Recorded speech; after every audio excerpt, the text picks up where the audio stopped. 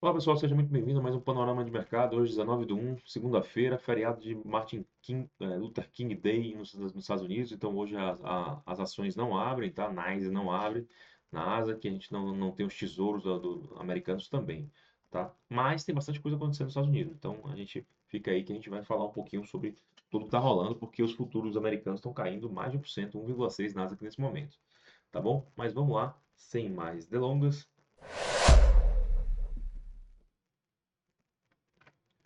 Bom, a gente começa aqui de costume, falando um pouquinho sobre. Opa, puxei errado. Foi. Política monetária, mantido, 95,5, era o cenário de sexta-feira, nada mudou. A gente não teve também nenhum dado econômico relevante nesse período, tá? Mas teve uma mudança aí com relação. Você vê que o VIX está, ó, 21% de alta, tá? Então tem ali um risco associado, né? Um temor ali que está levando a uma realização. Dá para chamar de realização, está caindo 1,6%. O dólar também para baixo, ouro em alta, 1,5%, Bitcoin caindo 0,6%, tá?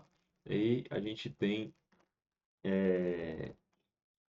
o futuro, tá vendo aqui que o Extended Time, né, ó, parou na sexta-feira, não abriu o amarelinho, tá vendo? Aqui é o pré-mercado, aqui é o pós-mercado, azulzinho, fechou no pós-mercado na sexta-feira, não abriu o pré-mercado por conta do feriado, tá? E o que está rolando que a gente tem aí essa realização forte, tá? Bom, eu já tinha falado aqui acerca de as questões geopolíticas, né? Que a invasão da Venezuela não era só uma questão de petróleo, tinha uma questão geopolítica importante. O Trump não queria que China e Rússia ficassem transitando ali por aquelas águas ali, e a Groenlândia não é diferente, ela tem uma posição estratégica com relação aos Estados Unidos, e tem alguns navios ali, porta-aviões desses caras do Ocidente que ele não quer que esteja por ali, então ele quer controlar a Groenlândia. Fez até uma oferta financeira para comprar, tá? A princípio a Europa não é, aceitou, ela que pertence à Dinamarca, para quem não sabe, tá? E aí tem algumas tropas aí ali na Groenlândia da Europa ali para entender o cenário ali. Não é um volume muito numeroso. Acho que não existe nesse momento uma questão de guerra, mas existe ali um embate de interesses, tá? Então está muito claro, está fazendo os futuros americanos caírem dessa forma, os ativos de risco, como no caso o ouro, subir 1,5% é por conta disso, tá? O Bitcoin caindo também. Então, a gente tem aí um cenário de risk off, tá? Então, assim, venda dos ativos de risco, compra dos ativos de segurança. Lembrando que isso enfraquece também o dólar, que está caindo 0,2%, tá? Então, isso acaba pairando na jogada. E a questão toda é geopolítica, é geográfica, basicamente falando, tá? Porque o Trump, ao sinalizar que vai de fato ou negociar ou invadir, inclusive tem aí tarifas progressivas previstas para entrarem aí em fevereiro para os países que não aprovarem a negociação da Groenlândia com os Estados Unidos, tá? Então, e aí a Europa já disse que vai retaliar, já calculou até o montante, 93 bilhões de euros. Então, a coisa não está muito fácil, tá? E isso está levando o petróleo a cair aí cerca de 0,5% no momento. Pô, mas geopolítica fervendo, o petróleo está caindo? Nesse caso sim, porque a gente não tem ali uma questão com relação à produção de petróleo, né? Porque não é o motivo da, do embate na Groenlândia, é uma questão exclusivamente geográfica. E além disso, essas tarifas globais de Estados Unidos com a Europa e Europa com os Estados Unidos vão enfraquecer a economia mundial, global, né? E isso gera desaceleração, e desaceleração, o mercado entende que acaba por frear também a demanda pelo óleo, tá? Então, e aí dessa forma, e obviamente, com um parênteses aqui, o pano de fundo do Irã está mais tranquilo. O Trump não ligou para as declarações que foram feitas pelo Irã, dizendo que ele é o responsável por tudo que está acontecendo, pelas pessoas que morreram e tal. Ele e, enfim, a própria Europa também botou a culpa nos outros, né? Então eles mataram as pessoas lá e botaram a culpa no Trump.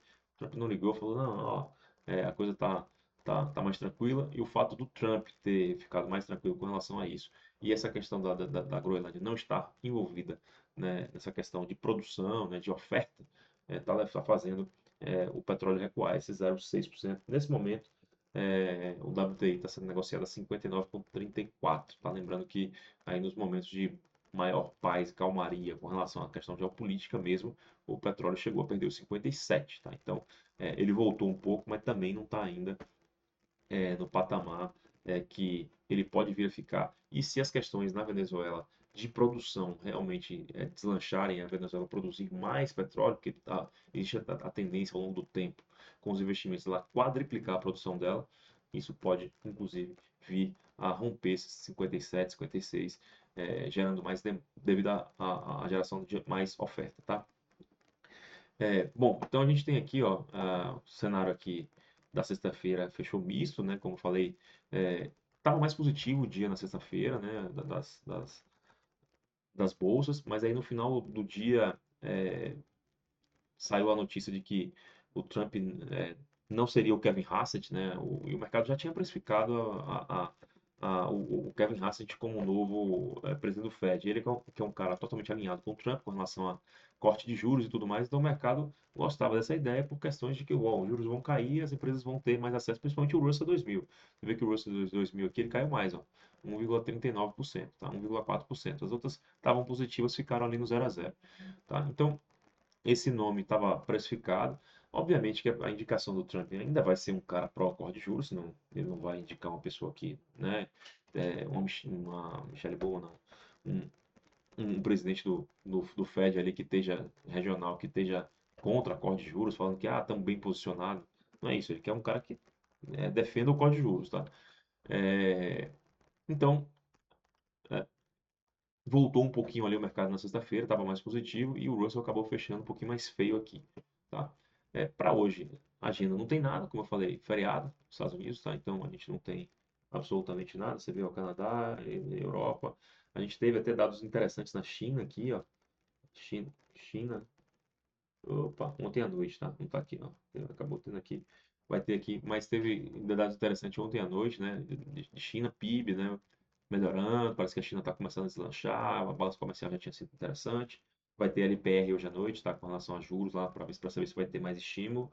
Então, a Ásia fechou um pouquinho mista aí. Tava positivo por um sentimento e essa questão geopolítica também ali, deixando uma, uma nuvem ali não tão clara, tá? Europa, negativo por conta dessa questão, ela está diretamente envolvida na questão da Groenlândia.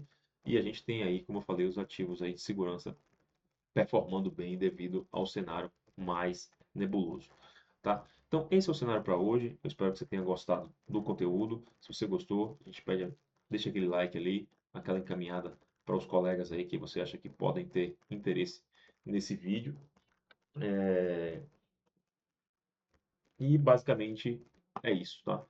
Lembrando o seguinte, com relação ao presidente do Fed, houve também se especulou nesse final de semana que o Trump poderia indicar o Jamie Dimon, que é o presidente o maior banqueiro do mundo, talvez, né? O cara extremamente reconhecido, capaz pra caramba, presidente do JP Morgan. Só que ele negou, disse que não e que inclusive vai processar o JP Morgan.